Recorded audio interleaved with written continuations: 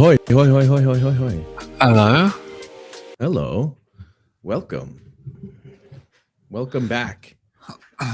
Thank you. It's a pleasure to be here. Yes, I am. Hey, I'm too zoomed in. You know, I feel like that Big Brother Apple commercial. I thought this was a stylistic choice that you were making. It kind of is, but I think I'm a little bit too much in. I'm usually around 30 millimeters. Let me see. Tell me about it. There we go. Okay, 30. See, it's a little bit less, but that it does me that. How you doing, Layozi? I'm all right. Do you want to introduce your people to either people who are here or who will watch on the recorded version who the fuck you are? I mean, where to start, right? I'm already losing my voice. That's a good start. So, I'm Layozi. I've been collaborating with you for like 20 odd years more. What do we say? I like to make content. Yeah. You like to make content? Yeah. I hate calling it content, but I like to make it. Yeah. What would you like to call it? I don't know. I don't have an answer for that, but I just know that content is such a nasty word that I'd rather we didn't use it anymore. Because it really does just sort of turn it into like a unit, doesn't it? It's a unit of something. It's not it's not an expression, it's a unit. I don't want the shit I make to just be a unit that builds on a whole machine. Do you know what I mean? I do. Yeah, stranger to YouTube says, hello, Layozi. May the Tao be with you. Thanks so much. I get that. Because my name, is there some sort of philosopher, like a Chinese philosopher who's called Layozi, but without the way, right? Yeah. That was completely by accident, by the way. This isn't why my name is this. My name is this because I'm half Hungarian, and my Hungarian name is Lajos, and my Hungarian family would always call me lazy. So they compounded those two things into Layozi, and that was like the birth of that. And were they calling you lazy because they believe you to be a lazy human being? Lazy bones, yeah. Because whenever I went out there on holiday and they asked me to do shit, I'd always just want to stay inside. It sounds like a rap track you would release. I mean, in Hungarian, it would probably clean up. That would. Yeah. Okay, well, there we go. And I'm Wolf Johnson. I'm here, and then I'm not here, and then I'm here. I'm here now. I'm pretty much here to stay unless I go to prison. But yeah, Chrono of the Darkness. So we wanted to chat about, because what I was doing a live stream on the weekend. I was messing around trying to get my sea legs back, and I was looking at some film footage, and it was scanned, and I was like, oh, this is not scanned film. This is emulated film, but they're trying to pass it off as like scanned film. But I can spot that. I work with film every day, and I can identify those traits. And it reminded me, I was going to go on this tangent about how I emulated the look of film in the Ren's Money Game thing. And I realized I'd never really gone back and discussed some of the technicalities of that process. Okay. Stranger to YouTube is Hungarian. I had no idea. Let me drink to Hungarian. Polish Brotherhood. Are you Polish, stranger to YouTube? Drink away, man. I mean, I don't know what time of the day it is for you, but it's never the wrong time to toast to brotherhood, is it? Brother. Hello, brother. Hello, bruv. Okay. Here we go. Here's so let me get this lined up here. So for the sake of anybody who does not know, there are two versions of the Money Game behind the scenes. One of them is the one that Ren released. It's 38 minutes long. The original one was like 3 hours. And then I cut it down to 2 hours and 23 minutes. And with a week left before release, target date. Connor was like, Ren thinks it's too long. Can we get a shorter one? Like, let's aim for around 40 minutes. And I'm thinking, okay. Cut down 2 hours to just a few days. No problem. That's easy. Yeah. Yeah. So like that edit took me a long time to even get to 2.5 hours, the amount of footage you had to cull through. And so the process was like, first I have to go back and look at everything. Like I had to be aware of everything that I had to do. I didn't have lists. I didn't take any notes. I didn't have time to write stuff down when I was doing it. So I had to look at everything. And then from there, I had to like reverse engineer some sort of narrative that I could put together. And that was the first time I've ever done that. So it was quite the exercise, but it just took a long time. Anyways. Did you have a narrative for the full cut that you made? It became less a narrative and more like I wanted to create a fly on the wall kind of thing. Mm-hmm. Maybe, I don't know, I'm just going to start getting pretentious, but I guess I could draw like a parallel is like put you in my shoes, almost like an Alice in Wonderland type thing, where things are just happening around. Mm-hmm. Yeah. So my original one, I had like scenes with my son, and there was like I had something there that would be like include a lot more of myself. Right. But then when I got there, I just felt there was too much happening. I didn't want it to be about me, really.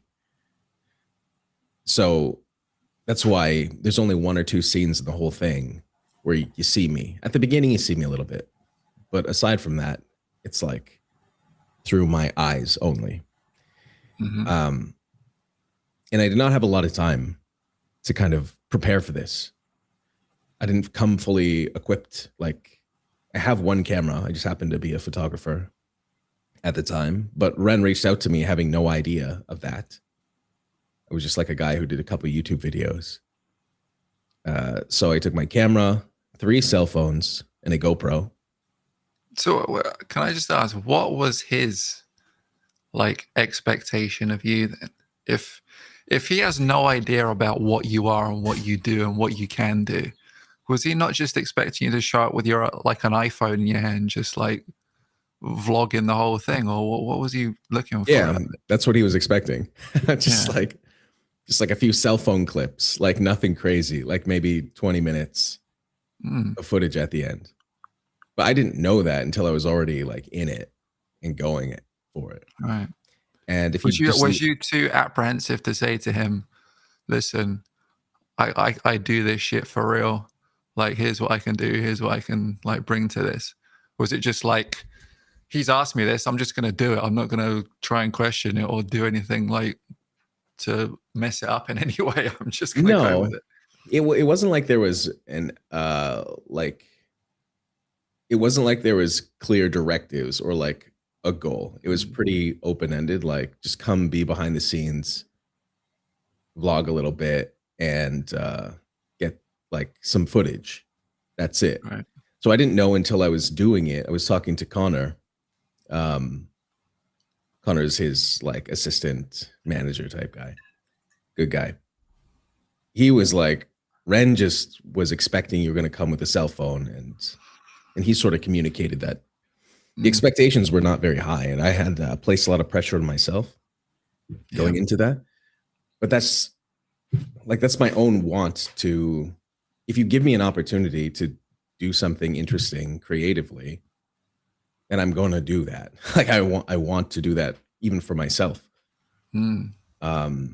So, and I do this sort of stuff anyways. Like I release vlogs every now and then that are like documentary style camera work.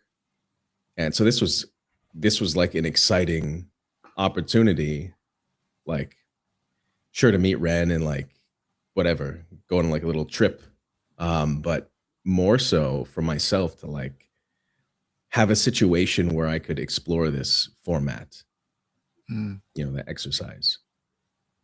All right. I'm gonna ask some tough questions. Yeah. Because I mean, I have no attachment to this.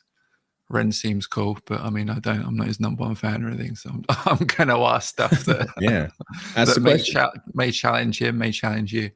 Like, was there any pushback about the fact that you were skewing this thing to include as much of yourself as you did originally? Was there anyone saying to you like, listen, can you just cut a lot of yourself out of this and make this about the no. Ren wanted me to add more of myself. Okay.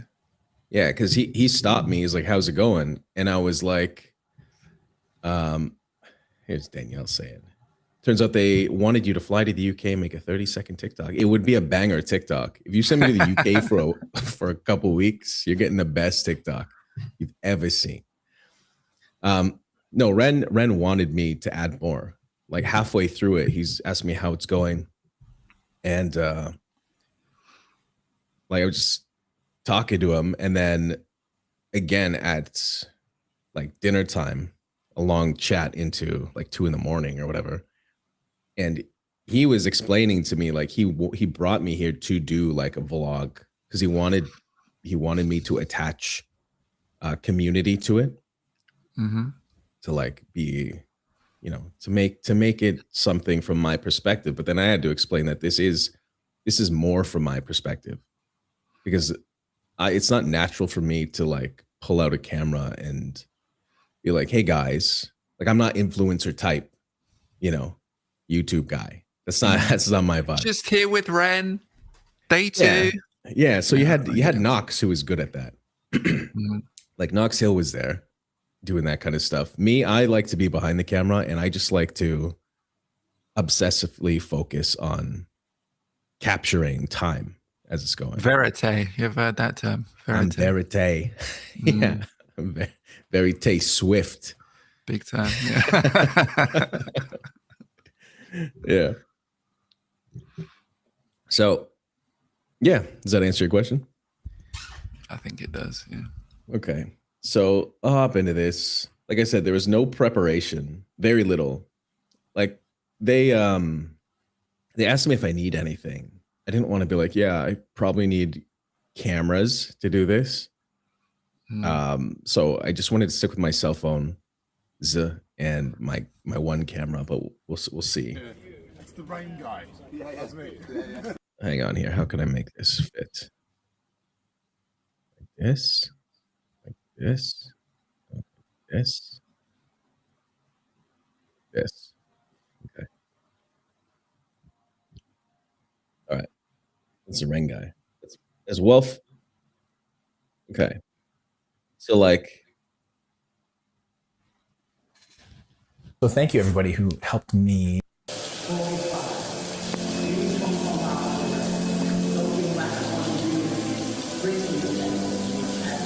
This stuff is on my cell phone.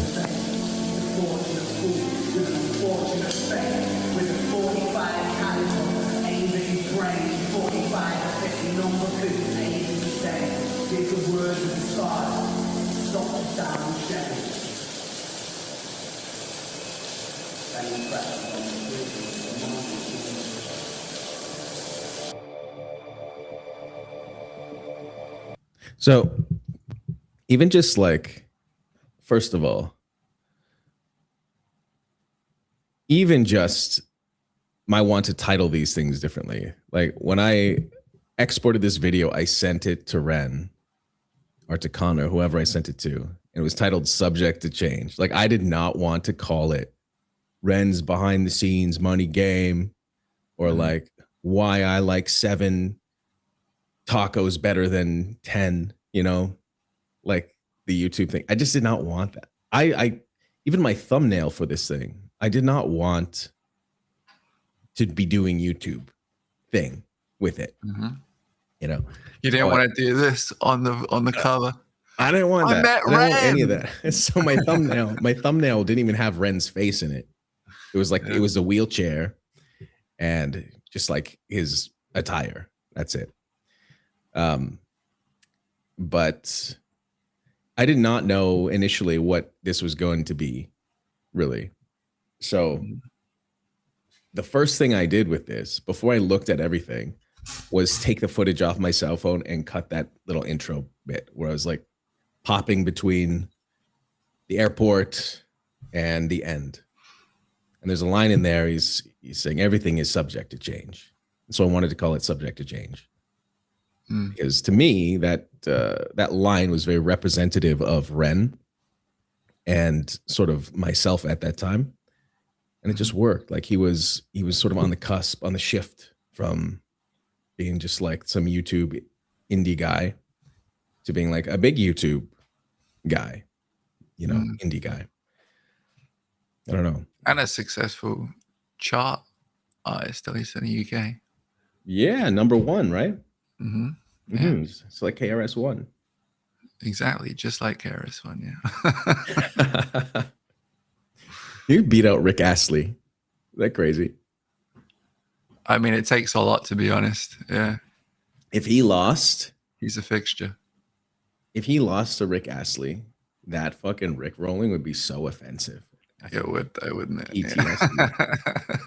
Could you imagine all of the people going to play like the music video on like TV shows and stuff? They get 10 seconds in and then just rickroll people. Motherfucker. So I wanted to bring up the film emulation point because I relied so heavily because I was using my my cell phone. I didn't want it to look like cell phone footage. It still kind of does, but okay. I actually had a question before you do that.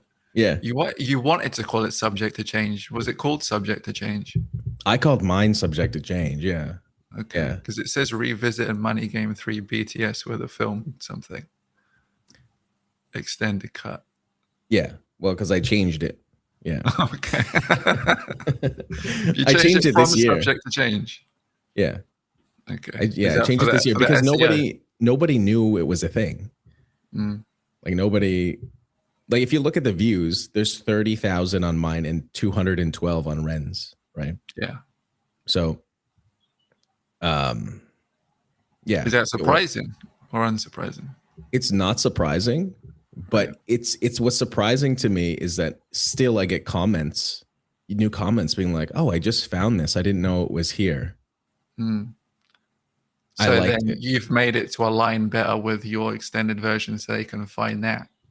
Yeah, like I've already had my ego thing with it. Like I'm not doing it. I'm not doing the YouTube thing. I mean, you could always make the thumbnails like say subject to change and then just keep the title in it, right? I think it does. Oh, is it? Okay. Yeah. So, but it's just for people who like actually get something out of it. So I changed it so they could find it a little bit better. Stranger to YouTube is being too kind. I didn't realize the chat went newest top instead of newest bottom, and I was on the bottom thinking, "What do you mean? It is newest bottom." For me, it's going newest top, and I'm not sure why. I don't know. All right, so I had to do this look here. This is all film emulation. Can you tell it's film emulation? Not really. No. I mean, it's a really good film emulator. I mean, it's very subtle, isn't it? Yeah. I could have made it really. The hues, like the blacks, are like lifted in there, so it makes it look that much more film. And you could tell there's like a red line across the side. See that? Mm-hmm. That is not a film effect. That is actually an artifact because my processor, like the software wasn't meant for my processor. Okay. But I was like, okay. So even the editing process was punk. That's what you're saying. Punk as F. Yeah. So mostly cell phone. And the reason I went with cell phones is because I knew it would run out of batteries in my camera with no capacity to charge. Okay. So let's skip a little bit here. is. We don't know what we're doing. A fox is here now. This is the fox. This is the fox. How's it going, man? Good, you? I'm okay. Brought some things. I feel weird standing up here. Got your sticker package. Okay. London, and you see one What's of the these thinking Fox with the and Control blend? stickers. Most likely. What do you mean the blend? With the cuts to run at the piano.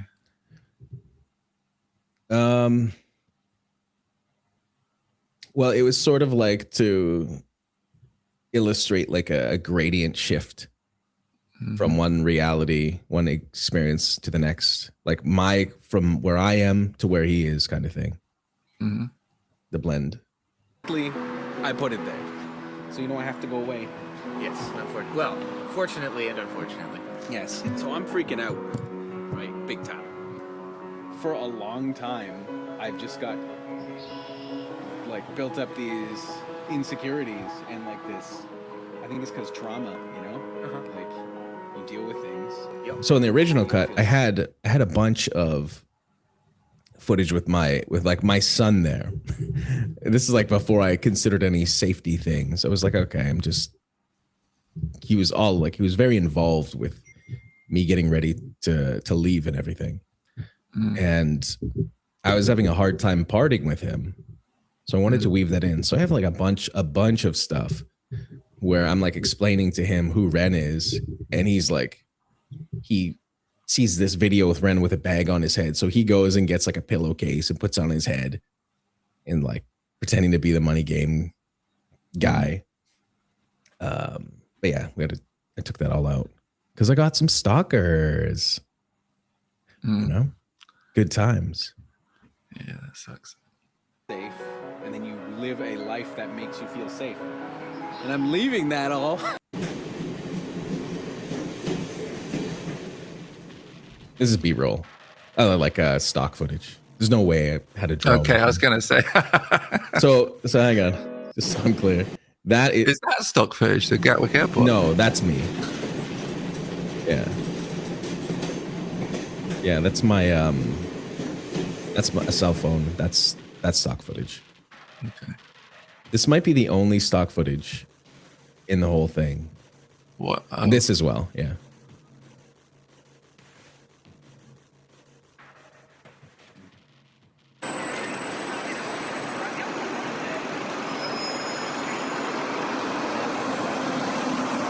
If this is film emulation, let me just point something out here. As a technical nerdy thing I need to do. You see this sprocket over here on the left-hand side? Yeah. Yeah. If this was scanned film, that would be white. Okay. It would be white. Unless it was scanned as a negative. It's a hole. Yeah. Right? And so, so there'd be light coming through it in order to capture it. So why is it black? Because it's fake. But like, surely the software would know to make that transparent, wouldn't it? Or should they?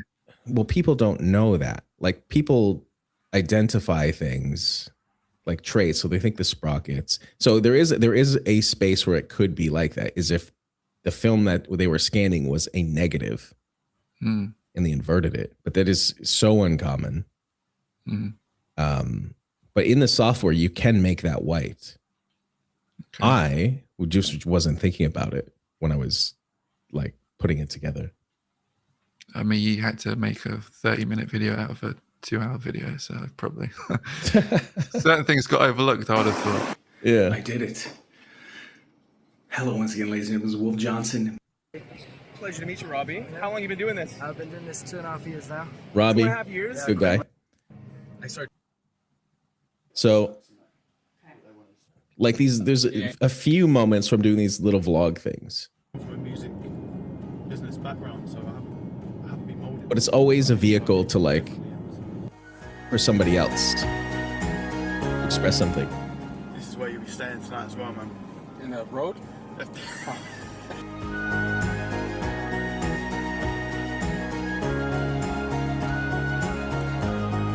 Yeah, look at this. You see the banding up here?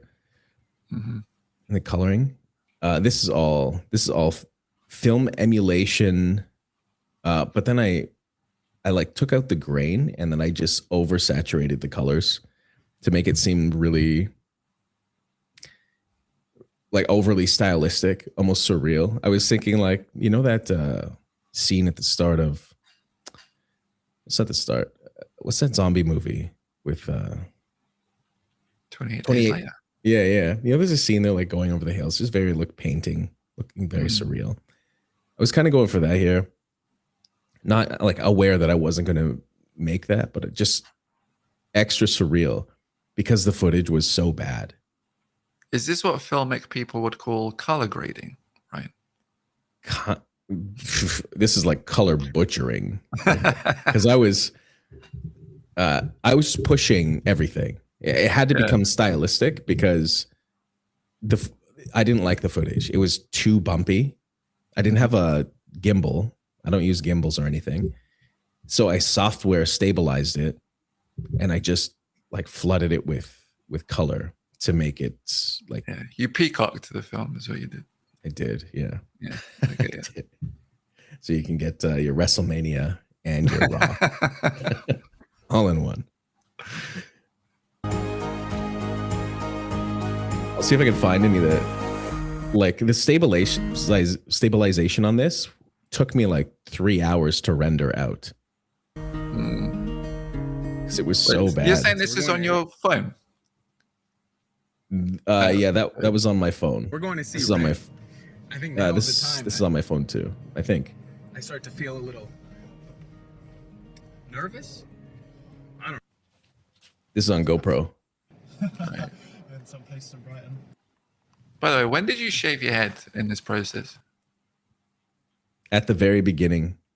No, before you left, right? Yeah, I think it might be in this cut. I don't remember. Yeah, it was before I left. And the reason for that was what? It was going to be hot as fuck. Is that it? Is that literally it? Yeah, that's specific. Yeah. Okay. And then I thought it'd be a cool like scene to add in, you know, that Travis Bickle kind of thing. Or just you like looking in the mirror crying, just like. I had my wife at the time did it, and I was just sitting there, still. Yeah. So I quite like the GoPro. I gotta be honest with you. I hate that it wasn't working. Cool stuff with it, kind of like the what is it? The Kanye Humble video where they do the circle world. I don't know how to describe it. Like that always looks cool. That's done on a GoPro, isn't it? Did you just call it Kanye? Kendrick, dog. Kendrick, yeah. Yeah. Is that what? Did I say Kanye? Yeah. Okay. I must be having a stroke because that's Kendrick Humble. Yeah, Connor is looking so young here. This was only a couple years ago.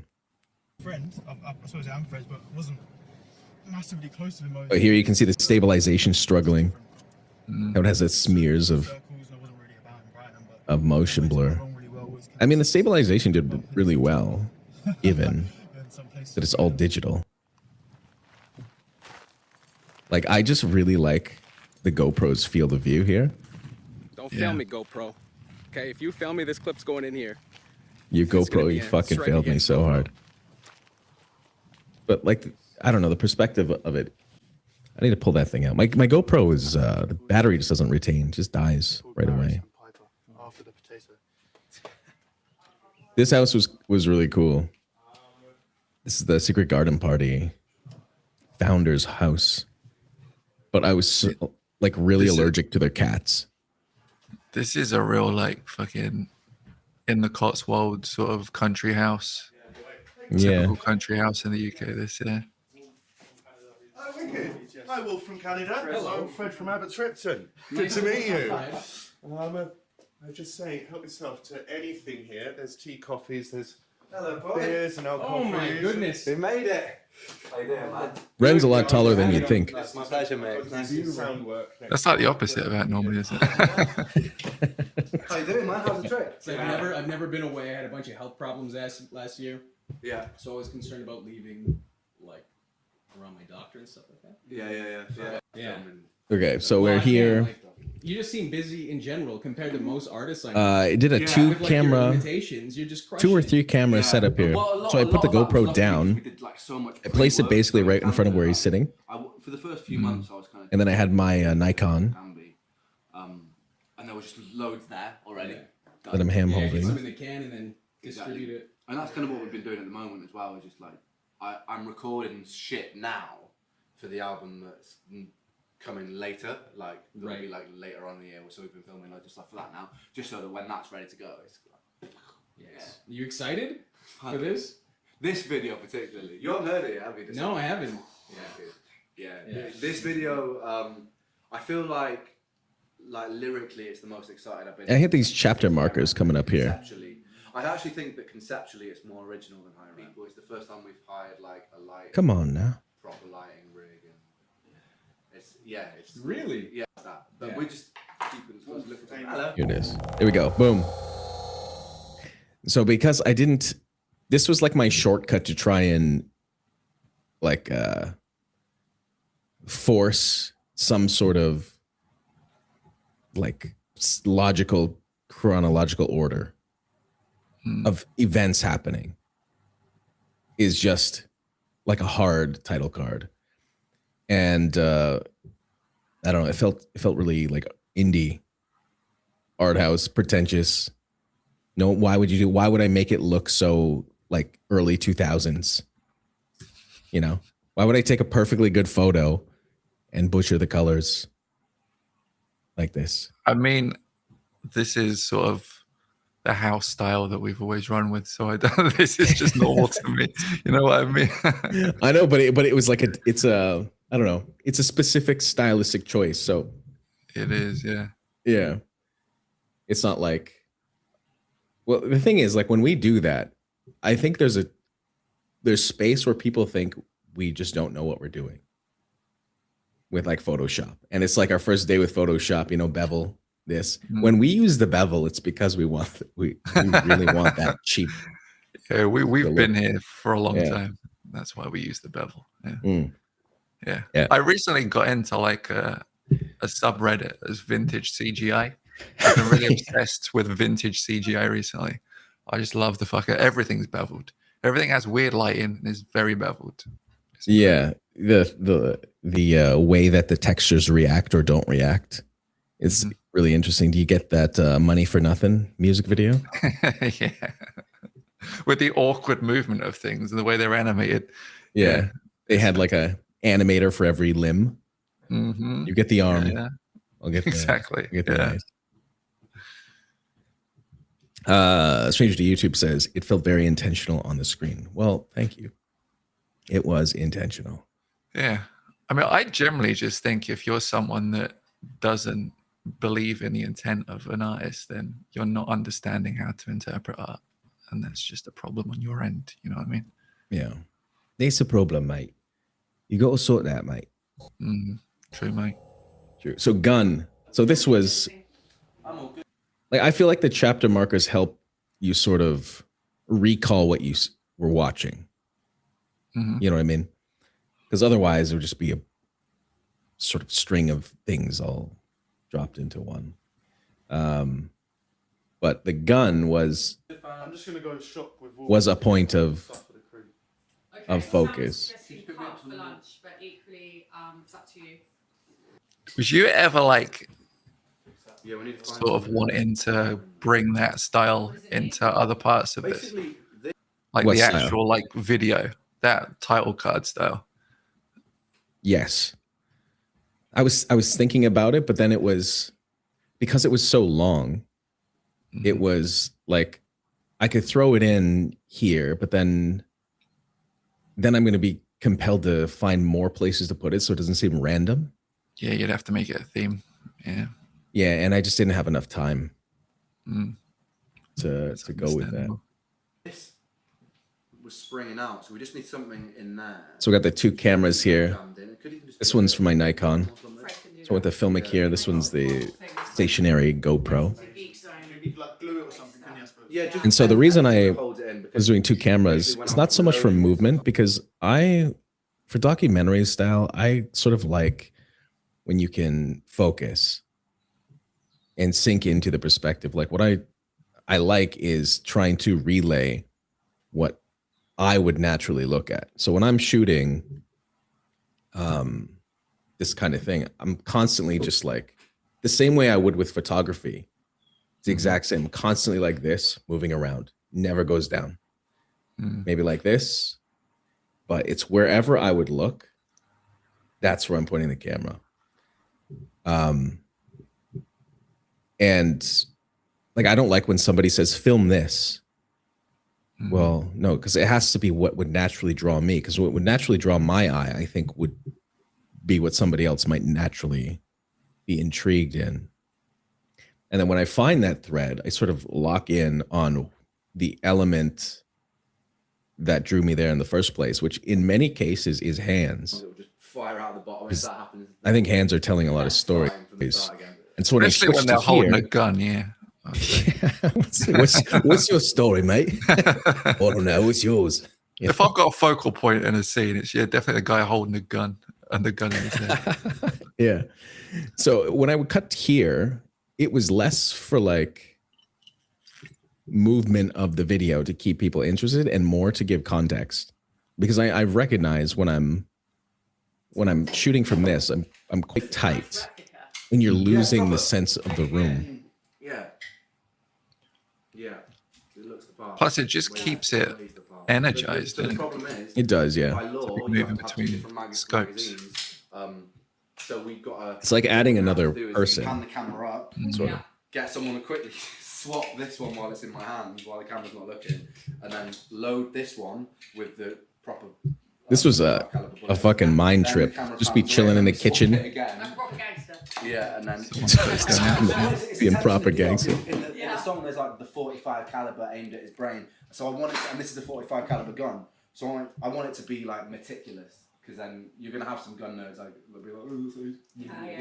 So one of my girls, Practice for a couple of hours.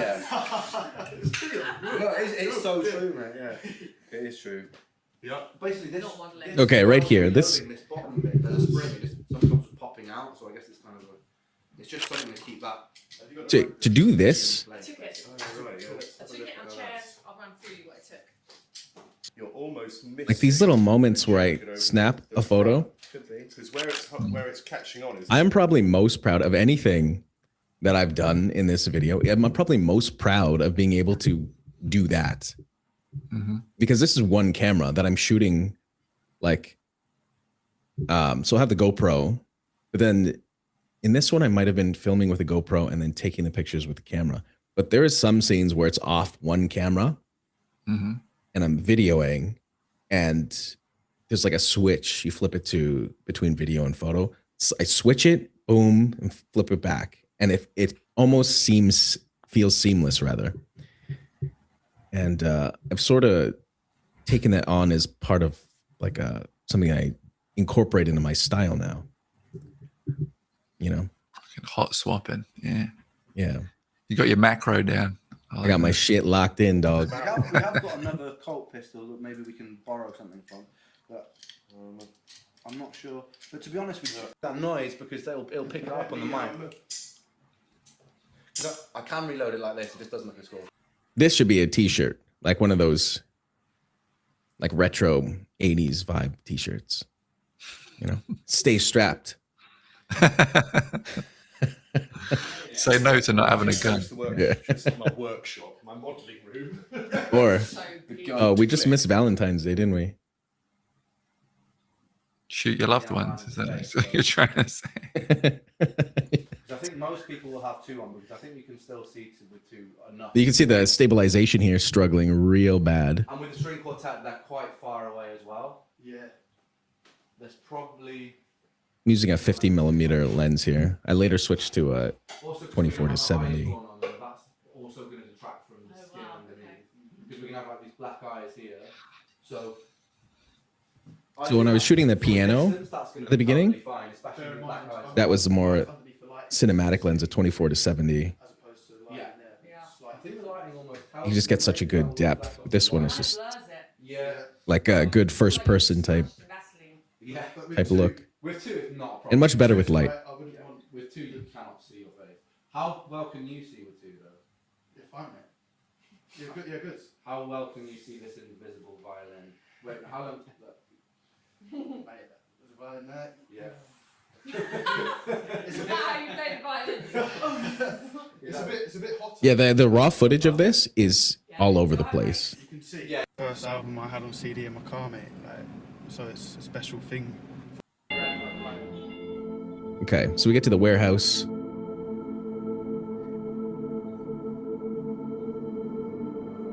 The use of a soundtrack was kind of twofold.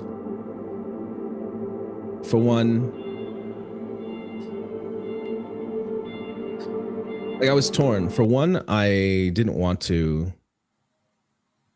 initially didn't want to do any of that stuff. I just wanted it to be like raw. For myself, I prefer like that indie style kind of DIY kind of films that you might see on like at an art house that nobody else is going to watch. Mm-hmm. I like that. But there's so much of this beeping and grinding. I don't know if you could hear it in the background. And that is coming from the scene and not the music, right? Yeah, and that was throughout like the whole time. Mm-hmm. And the door would close and it would go, "Arr!" And there's nothing I could do about that. So I had to break it up every now and then.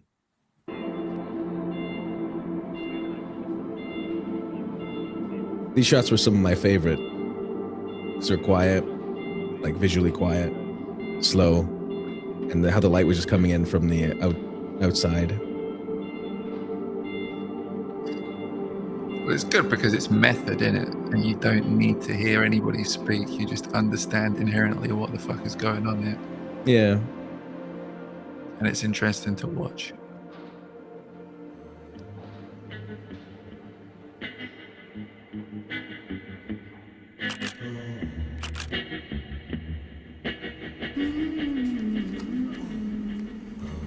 Let's go. Those photos are on the IMDb for this.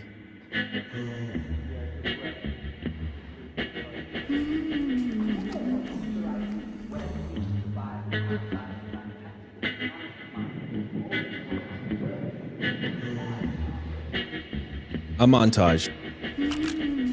What was otherwise like, I don't know, 3 hours.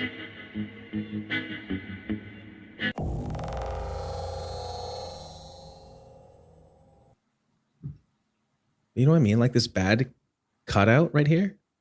Mm-hmm. That's the ticket. Yeah. Bad cutouts. That's what I'm talking about.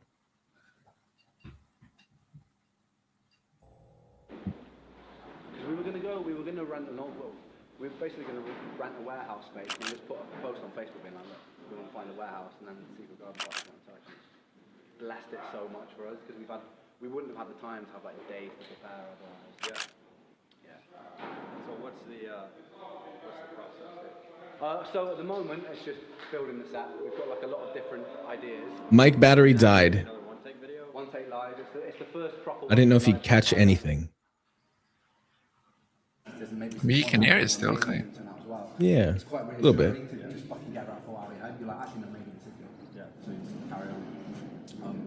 Is Knoxhill repping the band shirt? Yeah, sick boy. So at this point, because I knew my batteries were dying, I had a GoPro. Like, I'm pretty sure it was clipped to me. And then I had a cell phone and the Nikon going. Mm-hmm. Just trying to catch it. Do you have any questions about one of those like one-man bands that has like the cymbals between his knees and like Yeah, I felt like that. Drum on his back, that kind of shit. Yeah, I did not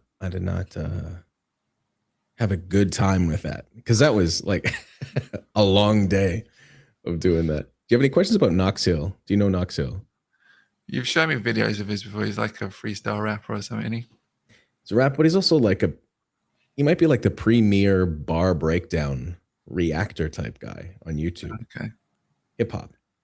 Yeah, I think we've talked about him before. Him and the other guy, was it Harry something? Harry Mack. Harry Mack, that's the one. Yeah. Well, he's just a freestyle rapper, but Knox is like a reactor. So he'll listen to it and then break the bars down, listen to other people's stuff. He analyzes the bars.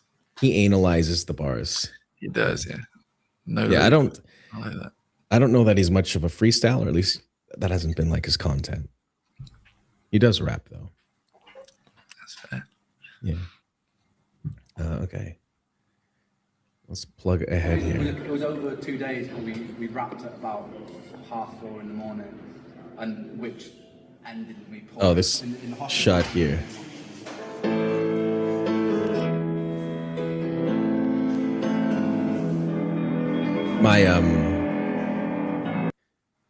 My ISO or my shutters, my ISO, I hit it. I meant to hit something else, but I hit the ISO, and so it just made it really dark here. But I kind of liked it. Yeah, I like a low ISO. Dramatic, innit? Yeah. If I was gonna redo this, even just the colors on this edit, I would strip this yellow out or this green. I'll just make it white. It would just be white. Yeah. Very low saturation.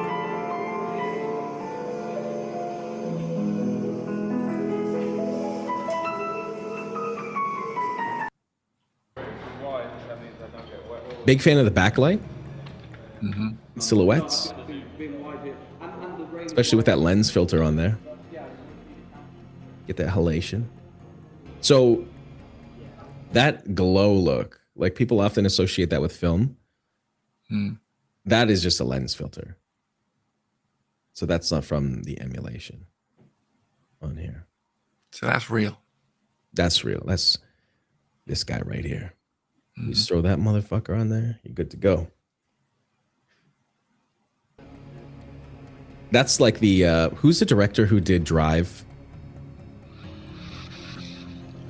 Nicholas Winding Refn. Yeah. I became a big slut for the halation and that kind of glow from, it wasn't Drive, it was the other movie he did.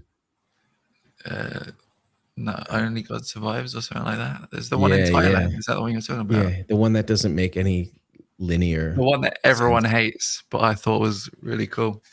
Yeah. I think it's visually amazing. If we're talking about, absolutely fucking maxed out colors and shit, that movie is literal fucking a migraine on film in the best way possible. You know what I mean? Yeah. And that's another thing, like accepting artistic intent. We're talking about Freddy Got Fingered. That's just the same. Like, exactly. We could draw the correlation between those. There is a pantheon of movies that have gone way before their time. Truly, the dream cast of movies is Freddy Got Fingered. The dream. Hey, we got to put some respect on the Dreamcast. You know what I mean? All the time. Yeah. All the time. What do you think of? Can I ask you the technical on these kinds of shots? Because I was loving these shots where it's just silhouettes. Wait, you're asking me the technical because you got more technical knowledge. Because I'm curious on your stylistic, because your eye, like, so technical in terms of a creative choice. Okay. I mean, I always love silhouettes, especially when you can see a bit of sort of light on the back of the silhouette, so they're not completely blacked out. Because they're sort of almost fully blacked out, but you see just a hue of humanity, like just touching their back. I always love that kind of shit. Yeah. All right. Yeah, like for me, it was like less is more here. And this is not a creative choice, we're just overexposed. Exactly. Is it kind of natural mistrust a natural mistrust of the big companies that own all the festivals in England now? So since I didn't use a gimbal, I had to use stabilization on pretty much the whole thing. And I think a lot of the and it gives it everyone gives that floatiness. It almost makes it feel surreal. Because it's not gimbal smooth. Like £5 of your ticket. It's different. Whereas we've now committed to the conversation of the price.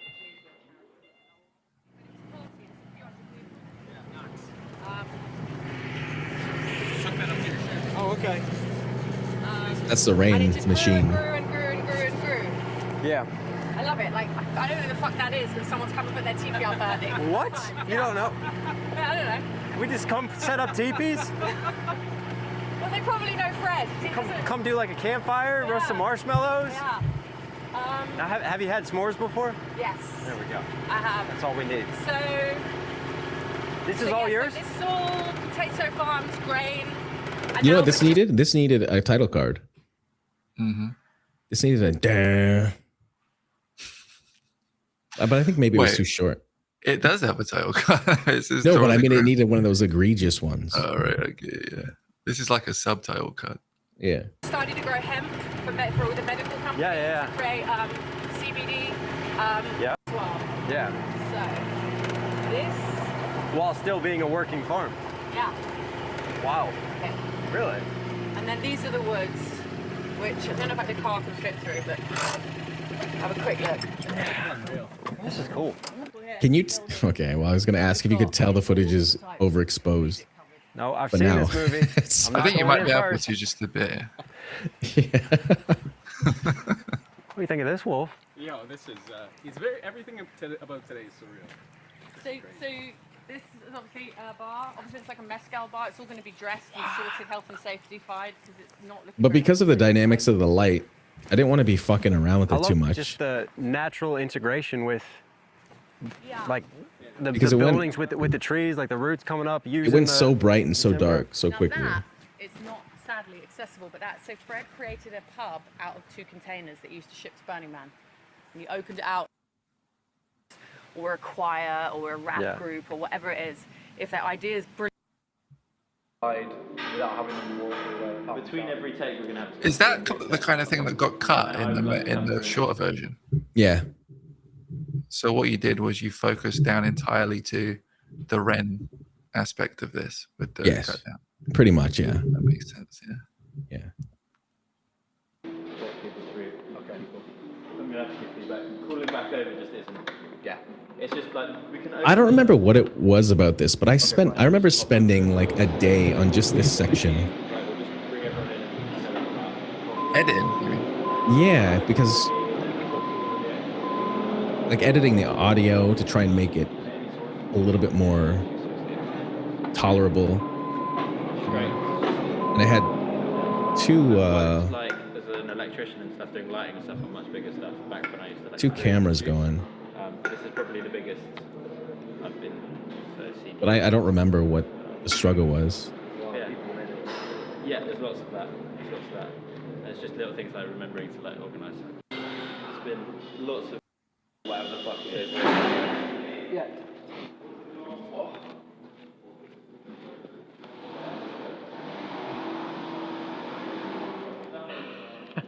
Watching you, watching me. Nice. React to you, watching me. So like we've had this weird relationship of everyone being quite Oh. lucky along the way. Yeah. Like the whole way. Yeah, I love these pictures, man. Big fan. The pub till. We need to do that prop talk. Are you good to pick up Charlie from the station as well? Yes. That's at 5:20, so you probably want to start doing prop bits.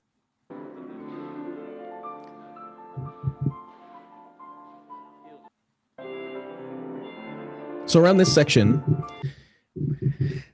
here was pretty much like waiting. You know, like there wasn't much going on. Right. So I was trying to compress everything that could be interesting. We're going to get food. And it just, I don't know, it feels like a major break in the continuity. Mm-hmm.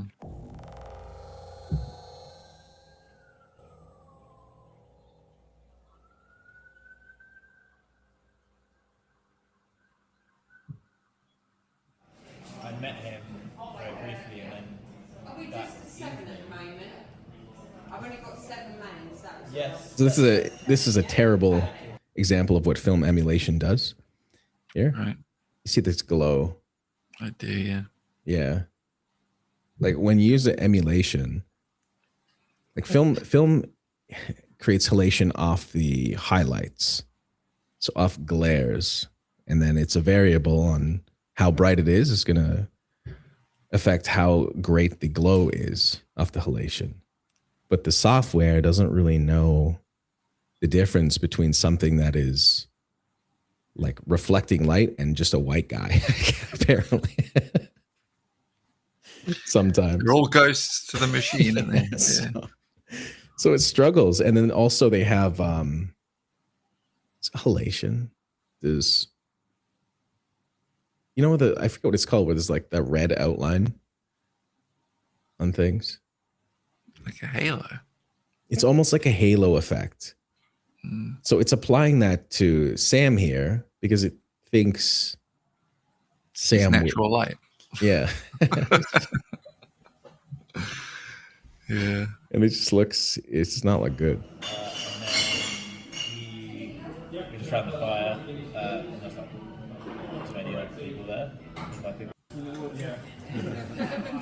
One of my favorites at the moment is Japanese whiskey. You guys start talking about whiskey. Yeah, and it's got like. It's Santori time. Santori? No, we didn't have whiskey. It's Santori time. I got drunk a little bit. I was just like a little bit drunk. I could have been way more drunk, but I was enough that I was just being a goofball, I guess. You got a buzz on. Got a buzz on. Knox got me drunk.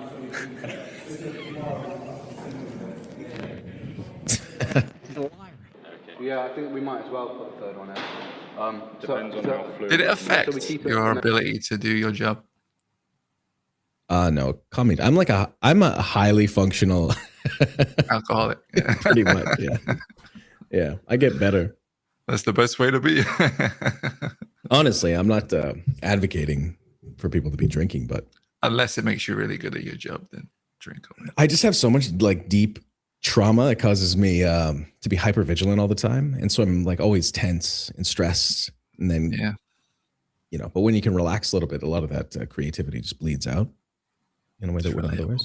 Yeah, relatable stuff. All right, we'll get through this real quick. Look how much more there is. I'm going to skip through a bunch. And then I put this one in. So this scene here. I don't want to spend too long. I don't really want to see much of this map because you won't see the bullets in this. So This stuff that he's doing here is pretty much to be obscure this a bit. What we could do as well. synthesization, or what I'm doing of my whole ethos on documentary style shooting.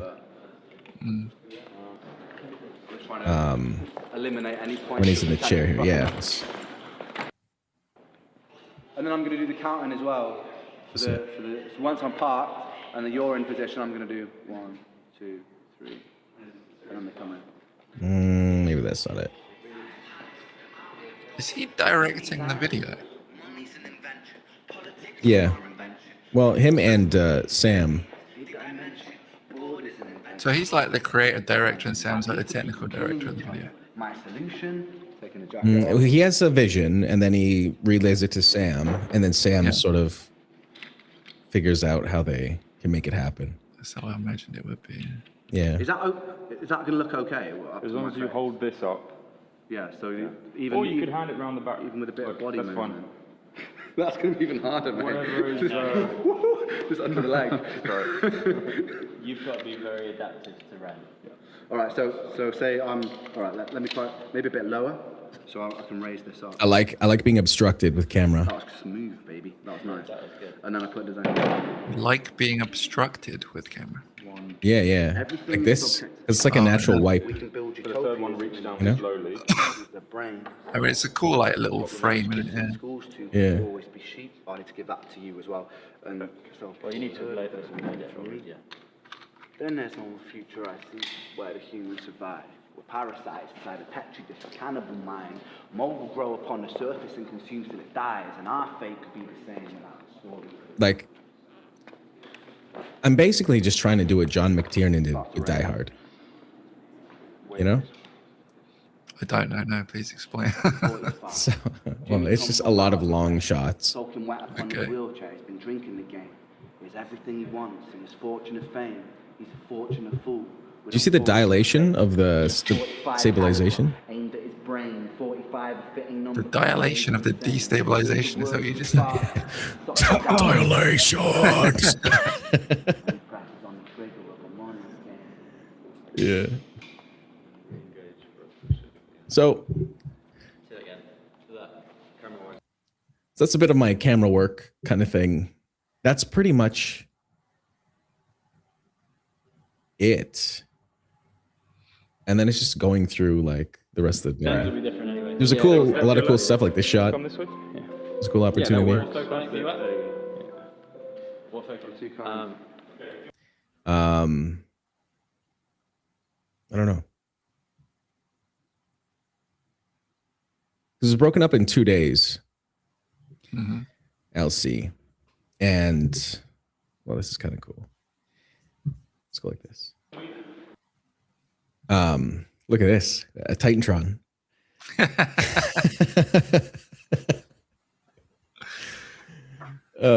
broken like up Temple Run. Yeah. Like wavy Counter-Strike surf. Like we've just got something in the corner that people can look at. Hey, what's this one? There's all kinds of different things we could do here. What's that? No, that's interesting. Okay. There we go.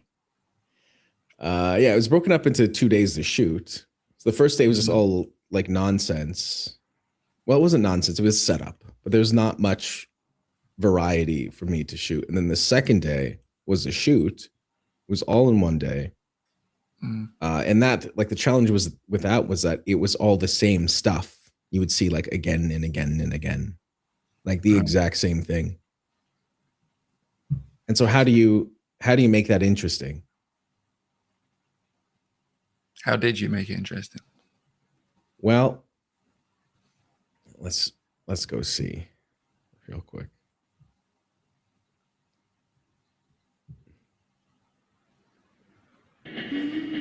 Oh, here, I just want to give a shout out to the stiffness. It's the end of the first day. Okay. No, that's fine actually. In my head it felt long, but it's not. Cell phone shot. And here we need to be wide. Because you want to see my hand. I mean, it looks good, doesn't it? It's going to be very. I like the way that like the lighting in the background is sort of pouring in as well. Yeah, it works. For you to not, I know you're moving around with it, but don't tilt up too much. There's something about people watching screens that I always enjoy, like looking at images of. You know what I mean? Especially when it's quite dramatically shot. Yeah. So a little shout out to. So okay. Beautiful morning. I slept in Connor's truck. Here we go. Because I'm in fact highly allergic to cats. So they gave me like a room and everything. I would have slept with Charlie, the piano player. Right. But I couldn't do it. I was dying. So I just slept in Connor's truck for the 2 days. The stiffness. I got the stiffness to do this little remix of this. Right. Just a little loop. I wanted to do more of this. I wish I had more time to just kind of B-roll and wander off. But I did not. The grounds were very interesting.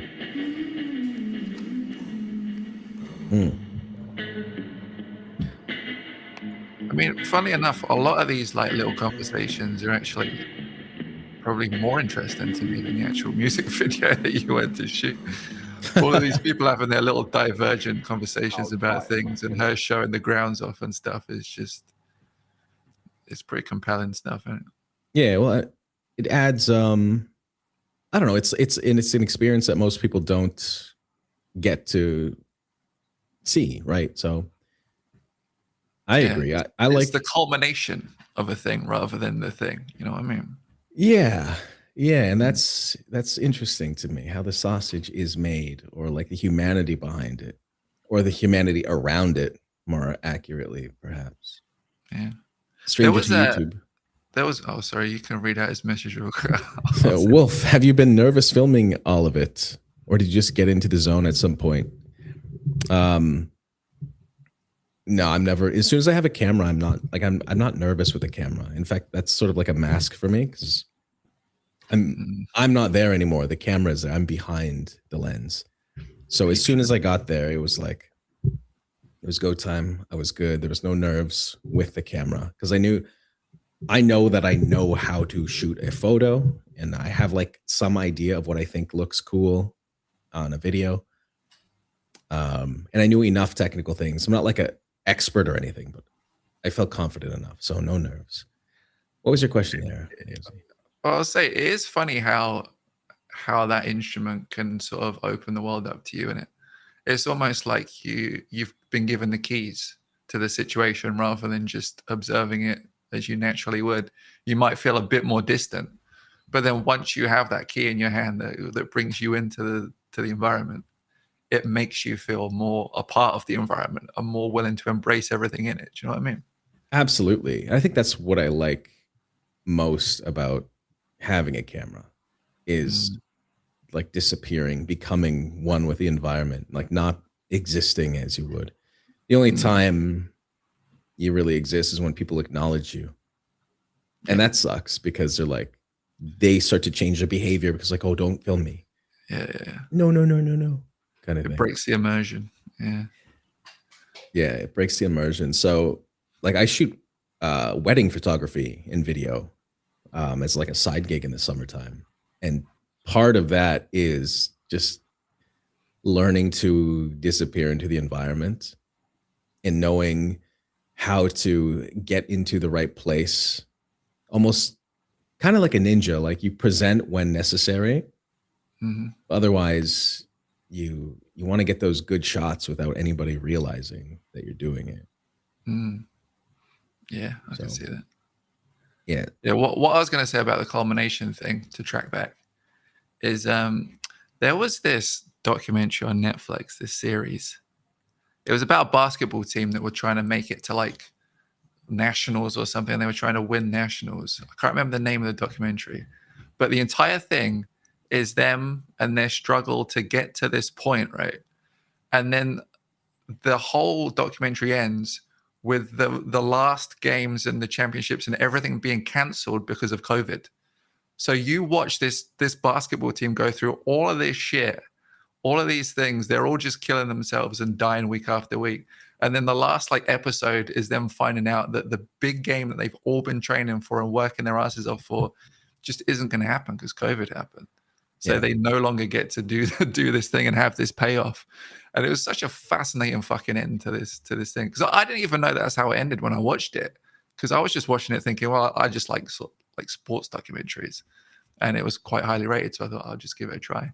But then for that to be the payoff, that you're just watching the lead up to nothing, was so fucking fascinating to me and such an interesting kind of way of framing that whole thing. I love that. I think like it really causes you to reflect and think about what you became invested in and like why that game is important in the first place. Yeah. Because if you saw that game without any of that context, it wouldn't have mattered. Not at all. No. Right. And so. And the journey there. Yeah. Yeah. The journey. And I always. It's all about the game that doesn't exist. Yeah. It's like a movie where the hero dies at the end abruptly with no fanfare. Yeah. Yeah. Have you seen Dune? The Dune movies, the new ones? No, I tried. I tried so hard. I keep falling asleep. It's just not because they're bad or because you couldn't get into them. I think I recognize that they're like big movies and like sort of Lord of the Rings. And it's going to cost a lot of my attention to do that.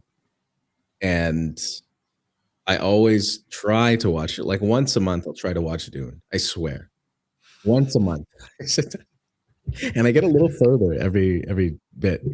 But there's just,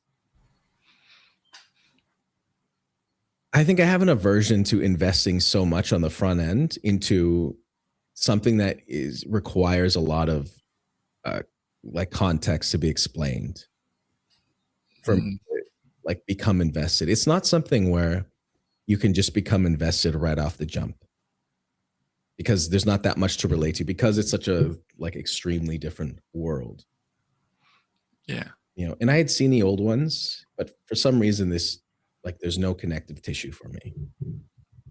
Okay. I mean, it's such an ambient kind of blockbuster. As far as blockbusters go, it's probably the most ambient blockbuster you'll ever watch. I don't even think that having that prerequisite knowledge matters, because the way that it frames it is just things happening. It's literally just things happening. And the reason I bring it up is because in the second part, it leads to like this face off between two like heads of houses essentially. And in any other movie, this would be this massive epic fucking fight that's got orchestras and all sorts of shit behind. But all it is two people circling each other for like 30 seconds with no music, like heavy breathing, and then one stabs the other and that's it. It's done. Like there is no like fanfare to it. It's not a boss battle. No, it's literally just two dudes like heavy breathing. You're hearing everything, that every foot shuffle and everything, and then just one stabs the other, and it's like practically over straight away.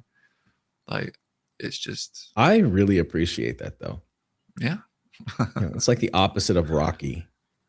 Yeah. It was jarring how uneventful it was. That's the strange thing, is that you're coded, you're like trained to think that this is going to be an epic face-off. And for it to just be this really sort of muted, downplayed, one guy just dying. Yeah.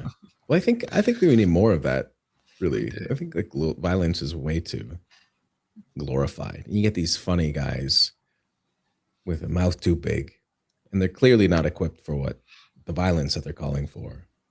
Mm-hmm. I mean, it's amusing sometimes to see somebody spout off to somebody and just get knocked out. I get I don't want them to be dead or anything, but you do get a from me, you know? Oh, yeah, I understand. I mean, I don't like watching it anymore because it just makes me sad, but I definitely like to think that those people getting their comeuppance some sort of, you know, lesson, justice. It's just it feels very much like a lesson. Okay, let's hop back into this. I'm going to speed it up here. Stayed in the pocket for like 2 hours. Wow, cramping. Yeah. Dressings. They have that here? Yeah. Little establishing shot.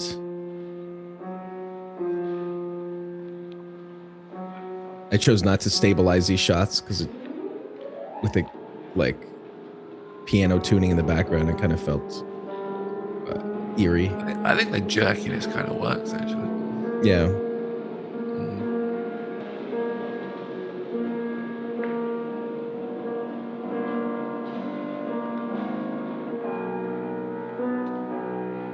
It does a better job at drawing you into the perspective, I think.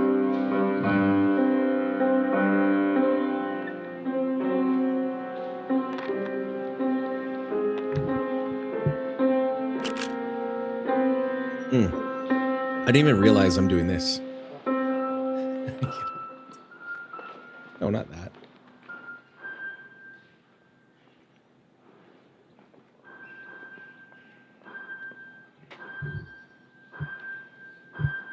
Corner.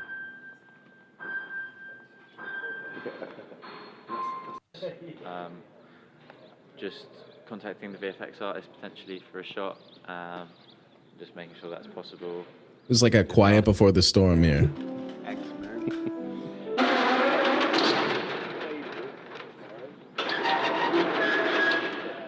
This fucking door, man.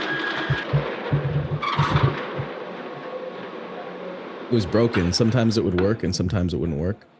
And it was just, it was bent. The frame was all out of shape.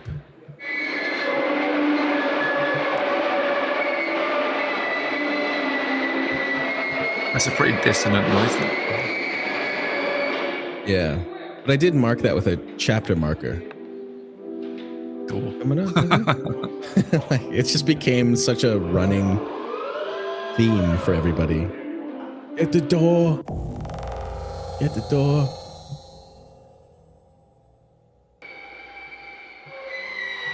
And then this became a big challenge because all the light was gone. It came with some cool shots, like opportunities, anyways.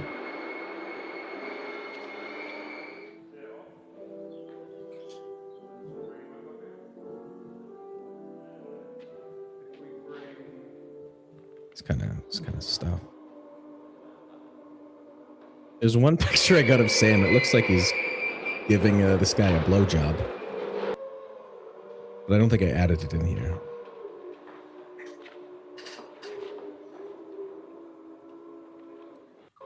All right, skip ahead.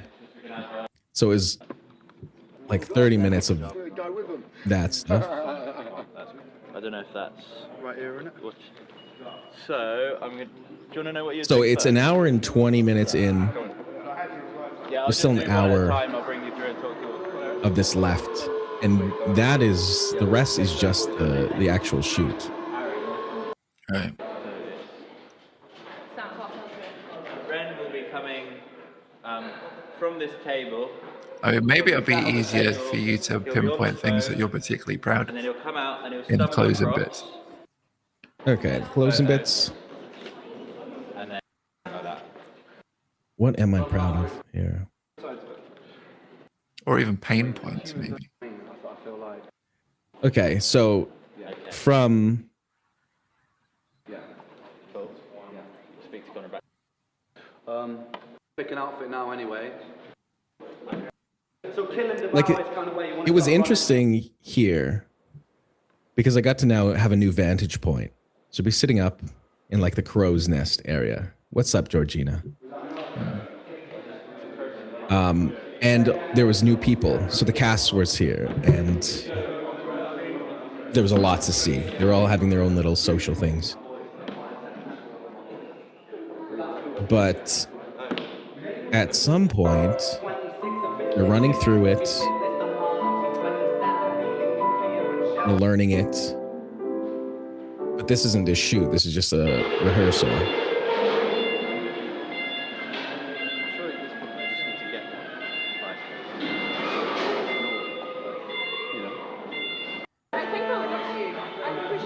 Still the rehearsal. This isn't entertainment. This is real life. The way we live is. Oh no, that was the actual shoot. Okay. I skipped a huge portion. See, this is the shoot. The big pain point was like after the first, I don't know, like 20 takes, I didn't know what else to shoot. Like, it's basically at that point, because in my situation, I still have to be able to capture moments that haven't happened yet, and I don't know that are coming. Mm-hmm. So I'm sitting there just burning like a memory card and battery on the same thing over and over and over, waiting, hoping, like fishing, hoping to catch a moment that I'll put in. And it didn't really ever come. So it was just, okay, did all that. And that was so exhausting. Same thing.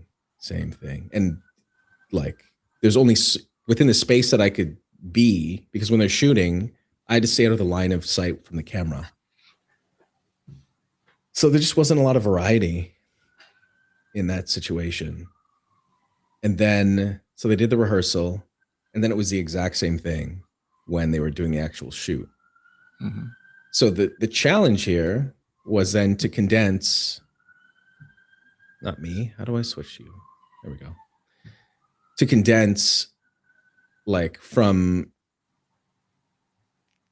the whole day, basically from here to here. So the actual shoot of the video is just a sliver of it. So like in post, the challenge was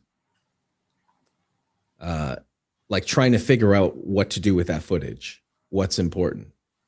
And the part of that challenge was like for myself accepting that the most interesting part about it was not the actual shoot. Right. but I'm supposed to be doing a behind the scenes shoot. So, you know what I mean? Yeah, I think I do. Yeah. So was that something you had to do? Like, do you feel like you succeeded in making a behind the scenes shoot of this thing? Yes. Yeah, I do. There was no real directive. They just, again, like they told me, hey, Connor told me, he's like, we're not expecting anything. Like, we're expecting you to show up with just like a cell phone and grab some selfie videos and stuff. So this was all self-imposed. Yeah. Sort of pressure, but also like a ton of people supported this project and paid money for me to go like experience it. So I wanted to deliver something that people could enjoy, that they could feel like they were also there. You know what I mean? Yeah. You know? Yeah. So that was the big challenge here. Hello, Anne. She says, hi. Just quickly, can't stay long, but I will definitely watch this later. Always a pleasure listening to your conversations. Yes, Layozi, we're a good time, you and I. Did you know that? It's good to know. I mean, it's nice to be reminded. Thank you, Anne, and hello, Georgina. Yes. So crunching that down, and then another challenge was my friend died. Here's this note here. Around this time, I received word that back home, one of my friends passed away in his sleep. And then from here on out, I don't remember. I like dissociated. But when I was looking at the footage, it was a lot of like the same stuff, as I was saying. Just as you can see side by side, I was trying to illustrate the like the volume of repetition.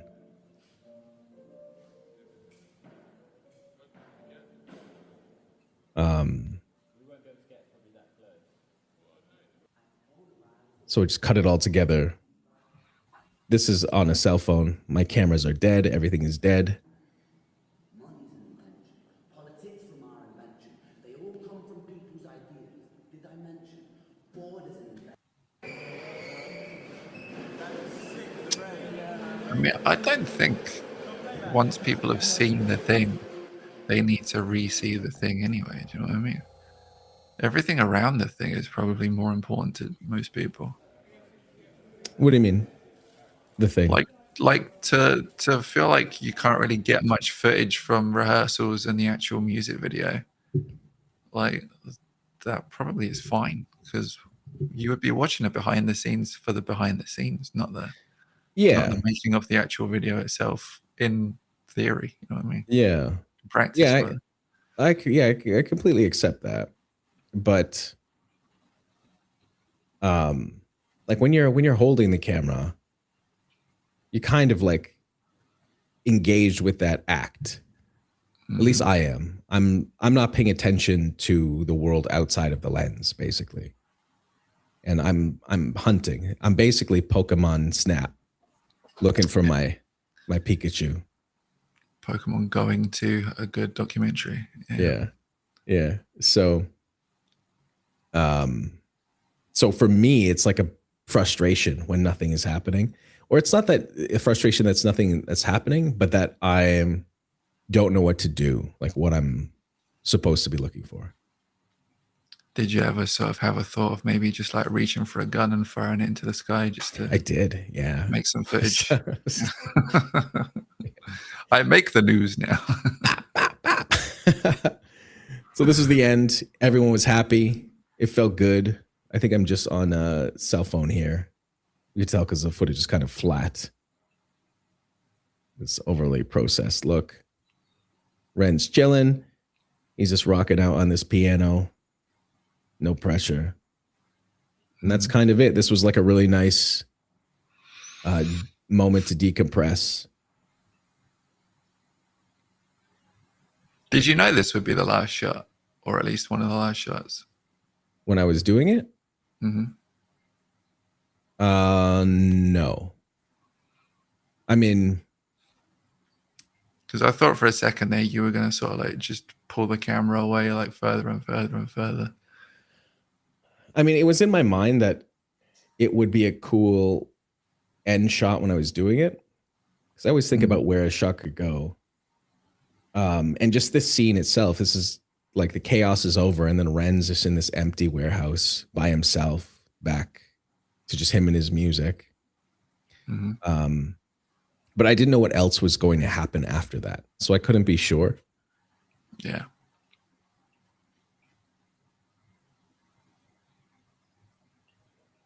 And so, like, for the first time, I think there's a couple of moments where I'm actually talking to Ren directly. I just never caught it on video. It's like where they're acknowledging me. Like the tribal chief, yeah. Yeah, but they just mostly don't acknowledge me throughout it, which I liked. So it's sort of like marking the end. I mean, that is perfect documentary filmmaking, isn't it? Yeah. Yeah, and then at the end, so the end. Is that because it was like a learning curve, or just because?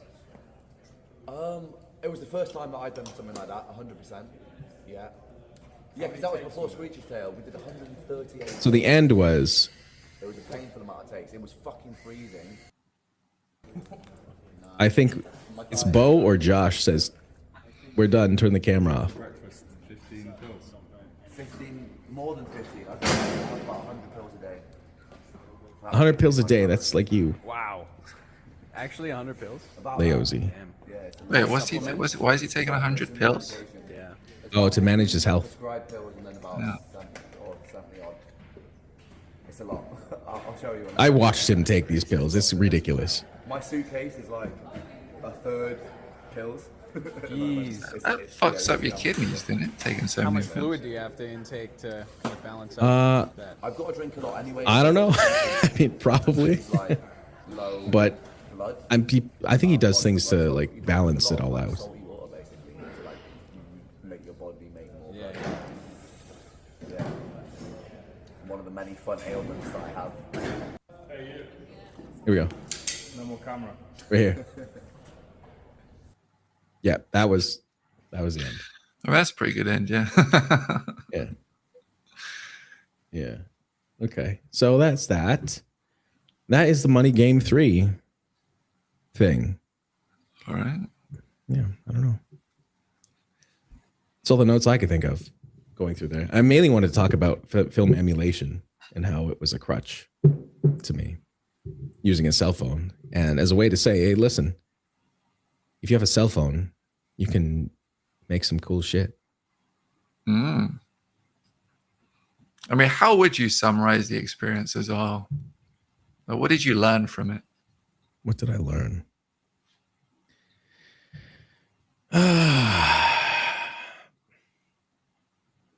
What did I learn? I learned, I think I learned that, like, in what way? Whichever way you think you learned something. Well, I learned quite a bit about like the artistic process from somebody else. Like as somebody who's creative myself, I know my own creative process. And like I'd been looking at Ren's work on the outside and seeing the result of his artistic process, but then to like experience that and see from the other side. And obviously you don't get all of it, but you see a lot more. And I realized like it's not that much different than how most people do it. It's just he's thinking on different levels. He's got a team. But like the thing that sets him apart from what I could see is his drive. Like he's extremely driven. And like really took his shit seriously. And he wasn't a dick or anything. He was just like a normal, chill dude who's like obsessed with his work. Yeah. So it was seeing that, like, that is the difference. Is like, you have to be obsessed, like, to kind of, and you stand on conviction. Like, some of his projects are kind of radical, or at least outside the contemporary paradigm. Like, we've seen versions of stuff that he's done before in other media, but not to take away from him, but you have to stand on conviction. You have to be willing to do it. And if you're surrounded by enough people supporting you, I think it doesn't matter like what anybody else, if other people are going to accept you, because if you have a team, you can keep churning that stuff out. If people believe in you, you can accomplish something. And that is not only Ren, but like people believing in me and then supporting the fund for me to go there and do that. And them having no expectation of me. Like, I don't know, it was, I don't know, it just felt like a pivot point for me in some way. Like, I had enjoyed doing filming and stuff, but I'd never done it in a way that I could share it on that level. And that people would value it at all. So I don't know. I don't know if there's any one thing I learned. It was just like an evolution of myself. I mean, that's fine. I think as long as you've learned something from it or grown from it, or, you know, it's informed the person that you are now in some better way, then that's all that you can really ask for it. The one thing I will take away from this, and I will never forget, is that in the UK, when somebody says, "You all right?" they don't actually want to know if you're all right. You know, You're right. Yeah. They're basically saying like, "Hey, you good?" Yeah. Yeah. So every time somebody would ask if I'm all right, I would give them like a full answer. Yes. Okay, I'm doing all right, actually. Like, yes, you know. And that's kind of like the default thing that we'll say to someone. Like, if someone's like fallen over in the street or looks a bit sort of like they're having a bad day, she's like, "You're right. You're right." And I think actually people can give as much of an answer as they want, but normally it is because we're British. We say like, "Yeah, I've been better," or like, "Oh, yeah, I'm all right," that kind of shit. You know what I mean? Yeah. Well, in Canada, we are just like, "How you doing? How you doing? How are you doing?" But it's not. But it is more like a "you good" kind of thing more than a "how are you doing." Because if someone was to say to you, "How are you doing?" I think that would open the dialogue to a bigger conversation. But it's more like something that a stranger might say to another person. If I saw like someone was struggling about, like an old lady was struggling with her shopping, I'd be like, "You're right." And then she might be like, "Could use some help?" And then you help them. You know what I mean? Yeah. Well, in Canada, "How you doing?" is like saying hello. It's just that. Most people don't want to know. Yeah. I always explain because they ask the words, and I will honor the words. I will honor the dialogue, the gifts that we've been given. Well, it started 10 years ago, Betty. Yeah, it's sort of like that. Absolutely. When you ask me how I'm doing, you're really asking me about the state of, you know, the world. Yeah. And here's how I feel. Yeah, I get it. Yeah. So, but I'll be perfectly fine, just like happy as a fucking daisy. And someone would come up and be like, "You're right." And I'm thinking like, is there something wrong with, like, I'd look at my shirt and see like, did I spill something? It's funny because in that context as well, it is a very interchangeable expression. Like, they could be asking you that, like, just to make sure you need anything, like that kind of thing. Like, "All good?" Yeah, like that kind of thing. "You're right." You'd be like, "Yeah."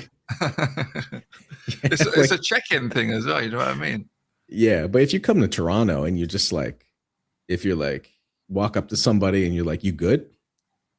Like, that's aggressive. And they'd be like, yeah, I'm good. You good? You good? You good? And just go back and forth. I don't even know how you would frame that negatively though. If someone's checking in on you, even if they said it with like an aggressive tone, well, I don't even understand. No, it's because it's like it's suggesting that you look fucked. Basically, there's something like, what's wrong with you? You may as well say, what's wrong with you? If you're asking, are you good? And there's no visible reason why they wouldn't be good. Like, well, not that you know, are you not okay? that you can see. Are Exactly, you okay? yeah. You good? And it's about the way you say it as well, isn't it? Yeah, it is. You all right? You right? That kind of thing. You know what I mean? Yeah. Are you all right?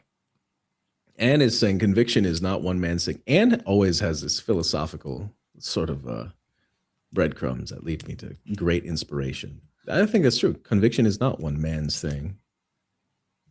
You know, it can be.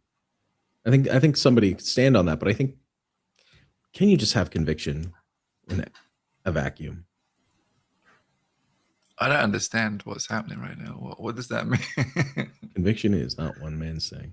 Well, the way I receive this is like belief, right? Can you frame conviction as belief?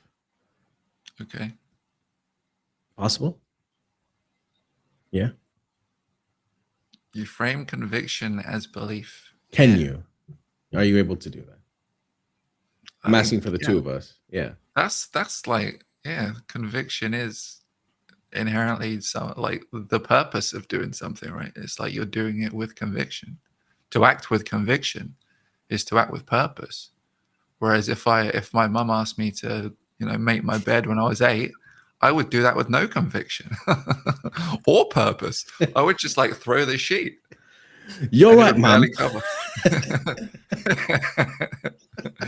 And then I'd do it and she'd be like, you're right. Like that. No, Mom. Did you have two beds side by side, like in this long, because you're so tall? How tall were you when you were like 15? Or I don't know, when did you wait, not 15. When did your mom stop asking you to make your bed? What age? Probably about 12, 13. I mean, I just sort of made it on my own by that point, just to stop her asking. You know what I mean? Yeah. You sort of learn, don't you? Through Out repetition. of spite. You just like don't Eminem. You just don't want it to come in and be like, you're right. Just look at the bed and be like, you're right. Listening to what's that song where he rages about his mom? Eminem. I feel like there's a few songs. Where Any Eminem. that, right? You listen to Eminem making your bed. If he wasn't mad about Kim, he might have been mad about his mom. Yeah. How you like that, Mom? Making my bed, Mom. I didn't have as much of a problem with it as it sounds like I did, by the way. I was quite happy to make my bed. She made dinner for me every day, so the least I can do is make my bed. I'm not standing on that. Oh, fuck this bed, Mom.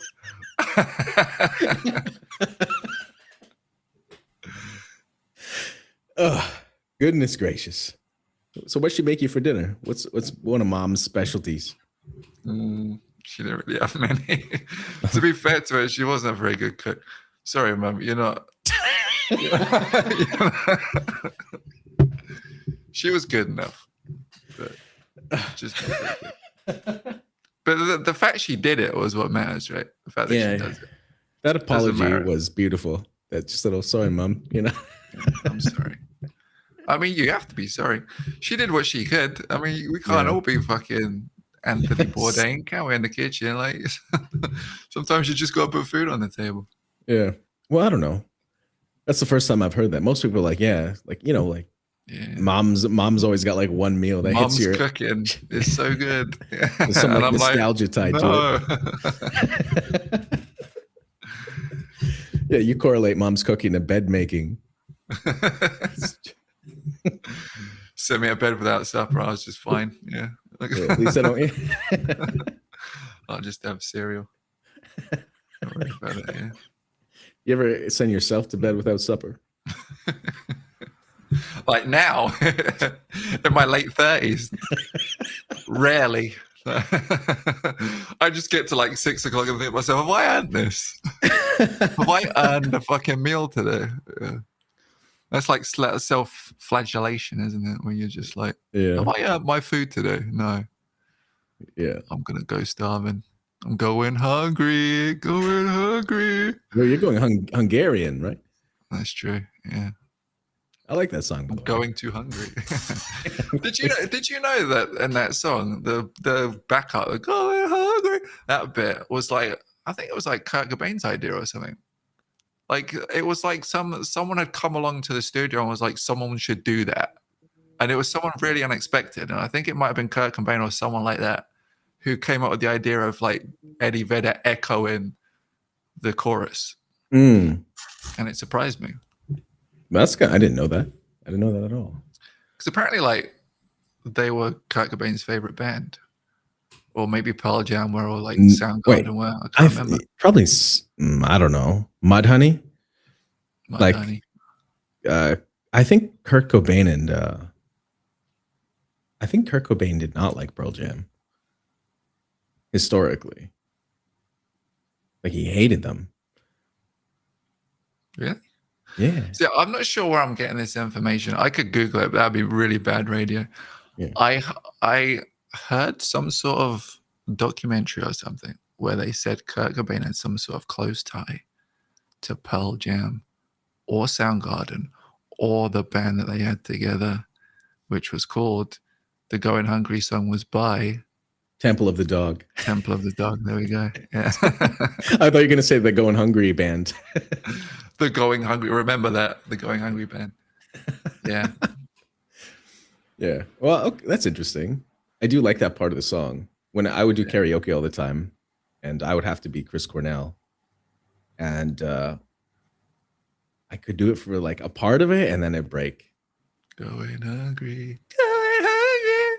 Yeah. Yeah. I'd have to like stand way back, away from the microphone.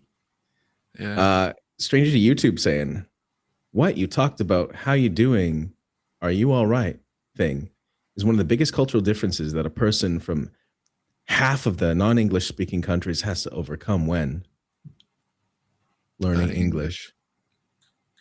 What do you mean? Like those sort of affectations, like those sort of like weird things that British people say. It's a hard thing to learn the context that associates with these things, I think is what he's saying.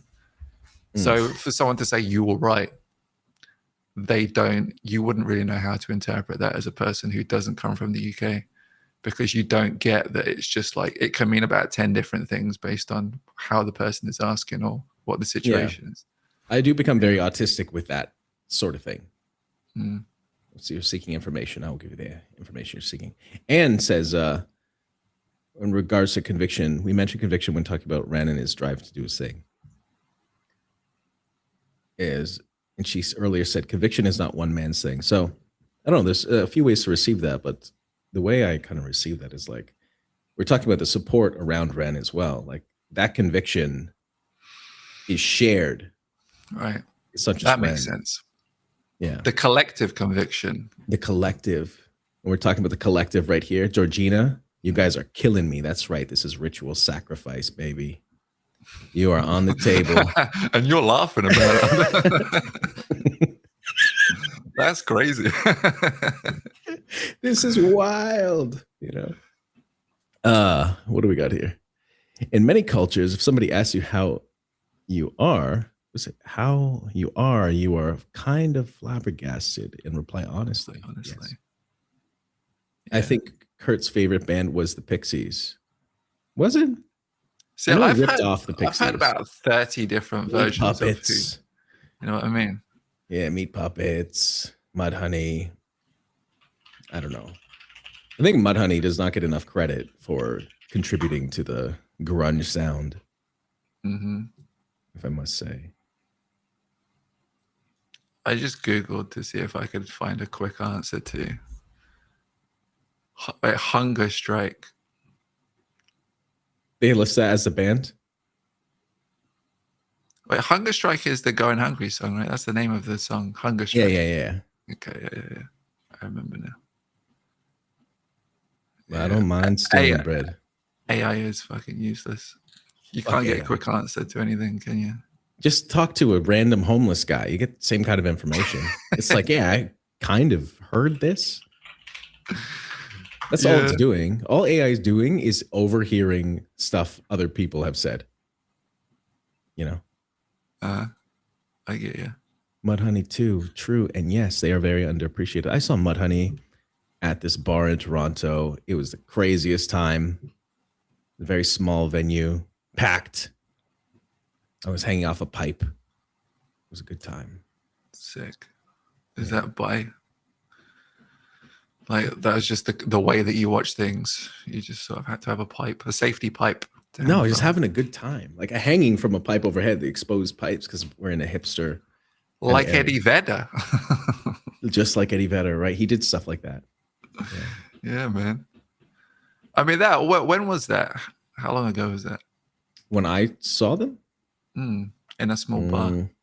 2007, maybe. Yeah, that makes a lot of sense. I feel like that idea, that intimacy sort of has gone at this point. Do you know what I mean?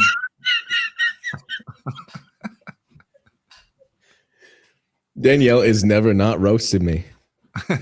He's repping the Almost Dead Yesterday shirt in that picture. Thank you, Danielle. You're the best. Yeah, a crack pipe. Hanging from a crack pipe. My God. It's like some fucking Willy Wonka shit. That is that. I want to see like the trap house version of Willy Wonka, the chocolate factory. If it's not already, it might already be that. I don't know. What's in the chocolate? What's in the chocolate? This is slowly turning from a Willy Wonka ode to like a Diddy fucking party or something. What's in the chocolate? That's kind of what it is, actually. Diddy parties are kind of Willy Wonka fucking experiences, just the most subverted, fucked up versions. Oh man, do you think so Biggie was like Violet Ever? What's her name? What is that girl who turns into a blueberry? I actually don't know, but I know you're talking about, yeah. Violet Evergarden, yeah. Is that the girl?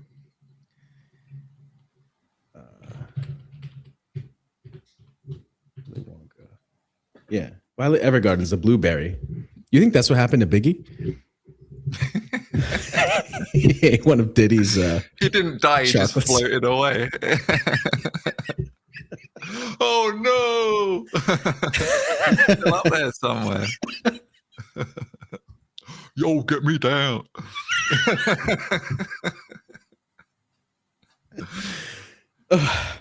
If you quiet down New York City, somewhere you can hear him rapping away. Give me the loot. Give me the loot. Give me the loot. Let me down. Let me down. Yeah.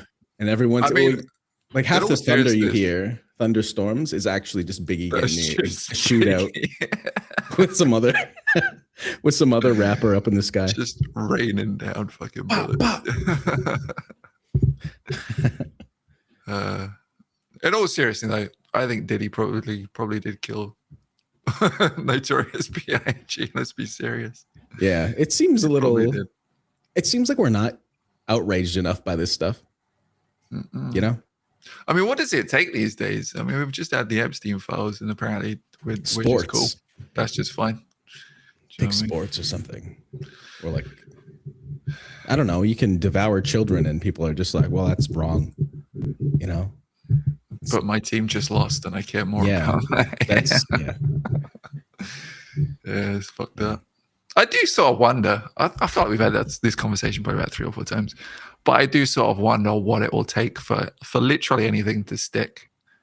Because it feels like anyone could Vince do anything. Vince McMahon and Russo combo, that shit lasts forever. I don't know what it does. I don't know. I don't know what it's going to take. It has to be something that is so deeply, like universally, sort of effective. Like I genuinely think that like Trump or someone could like shoot someone dead in the street and nothing would happen. Like it feels like that's where we're at now. Is that people like that could literally be like filmed killing people, and it would just be like it would like be news for like 3 days. We'd hear nothing about it for a long time. There might be a trial, and they'll probably get off at the end. And it's just like, I think we spend like, what's the limit? Like, where do we stop? We need to celebrate psychopaths more, you know? Because this thing, like, we can't, what are we going to do? Who's going to do something? I don't know. There's a problem here, and I know how to fix it. Like, if there's one person causing a lot of problems for a great number of people, they used to fix these things very quickly. Like, but then there might be another person, and there might be some like fallout, but it seems like we're going to have to go through that mess at some point.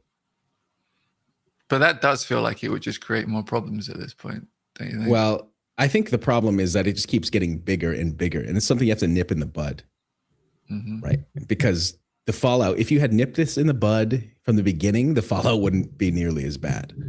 Yeah. You know, so the deliberating, getting pushed. Yeah, deliberating in the bureaucracy around everything. And I'm not saying anything. I'm just saying this is like a fault of the civility of society. You know, it requires, and the people willing to violate the civility of society. Yeah, and if like it requires, actually, Bright and I talk about this quite often. It's like society is an agreement, and civility requires that all parties are agreeing to the rules and acting in good faith. Yeah. But if one party is not doing that, you can't act with civility. No. In that, right? Yeah. PSYOP. And we are in the decade of people choosing, you know, the wrong path, choosing to just violate every fucking civility law, unspoken law that there is. Yeah. Yeah. Yeah. Yeah, it's nuts. The world scares me, and I don't like it anymore. I don't want to be here anymore. Not like I'm not going to kill myself. Like everyone needs to check in on. Just get Layozi. me out. Get me out. Wait, we're going to check on you.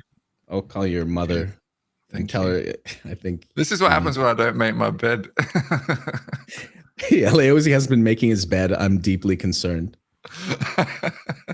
She's going to show up with a pot of stew or something that you don't like something that like much. That, yeah. Very watery bolognese. Yeah.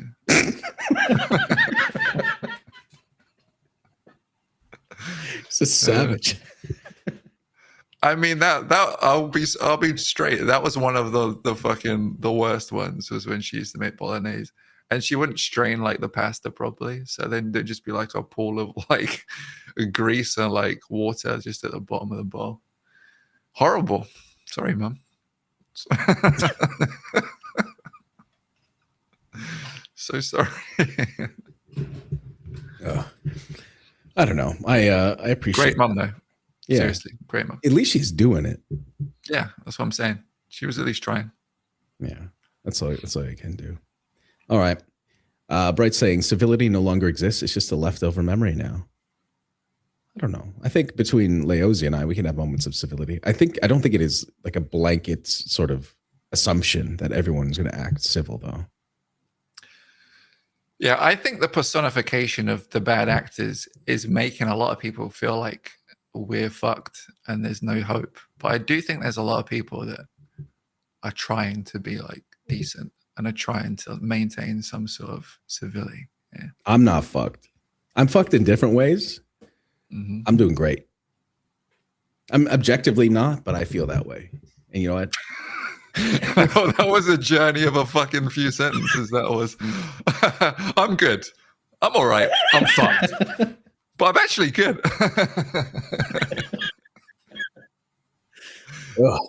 That's exactly the response I would expect from someone in 2026. I'm good. I'm all right. Now I'm fucked. Now I'm good. Yeah. Yeah. You know, the information just hits you real quick these days. Yeah. Ask me in 10 minutes. It'll change. It's true. It's true. All right. Well, I don't know. It's been about 2 hours. Yeah. We got to wrap this up. I got to go to work. Thanks for hanging out, folks, in the chat. It was cool. Follow, subscribe, like, do the like thing. Just help the algorithm a little bit if you want or don't. But it does do things. And comment. Just be like, Layozi's got the nicest cock you've ever seen. I don't know. I think that might draw some. I mean, I'd be surprised if most of these people had seen it. Like, comment if you have. That'd be the more shocking thing to me. Please. I don't know. Do you win something if you have? It depends how you interpret that. What do you mean, how do you like? With the thumbs You're up. right. Is that like the South African version of you're right? Yeah. How do you like? How do you like? How do you like? Have a good day, guys. All right, folks. Georgina, Bright, stranger to YouTube, Anne, Danielle, everyone. Have a good day. And yeah, don't go chasing waterfalls.